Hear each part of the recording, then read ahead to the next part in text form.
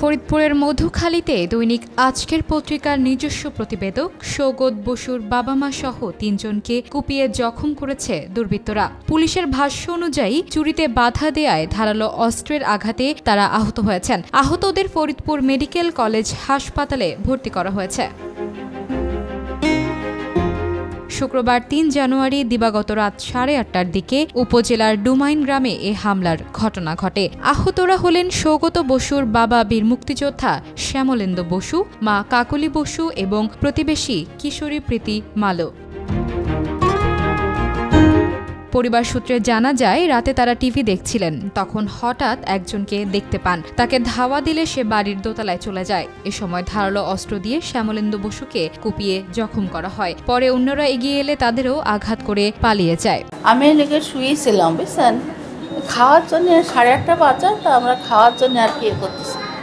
ওই মেয়েটা আবার টিভি দেখতেছে সিরিয়াল, তো বলছে ঠাকুমা 8:30 বাজে, তো আমরা খাতে যাবো না। এর মধ্যে ওই মেয়েটা বলতেছে কি, দাদু কার একটার জন্য দরজার কাছে ছায়া দেখলাম, এ একটা মানুষের ছায়া। তো বলতে সে কি, এখন 8টা 8:30 সব মানুষের ছায়া। বলতে হ্যাঁ দাদু দেখেন তো আপনি।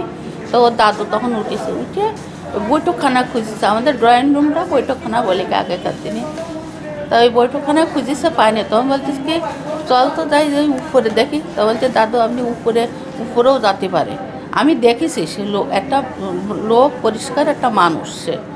তখন ওই উপরে উঠেছে, উপরে উঠার সাথে সাথে বাড়িতে ফেলাই দিয়েছে। আমি তো হাঁটতে পারিনি, ওই লাঠি নিয়ে গেছে, হ্যাঁ কিডারে এ পিতি।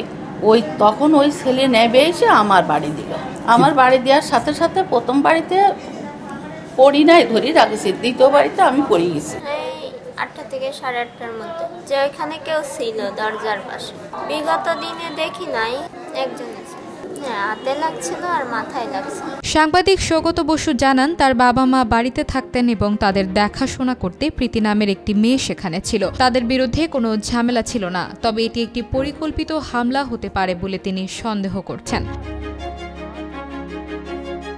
ফরিদপুর মেডিকেল কলেজ হাসপাতালে চিকিৎসক অর্ণব জানান, শ্যামলেন্দু বসুর মাথায় গুরুতর আঘাত রয়েছে। তার মাথার হাড় ভেঙে প্রচুর রক্তক্ষরণ হয়েছে এবং তাকে উন্নত চিকিৎসার জন্য ঢাকায় পাঠানোর পরামর্শ দেওয়া হয়েছে।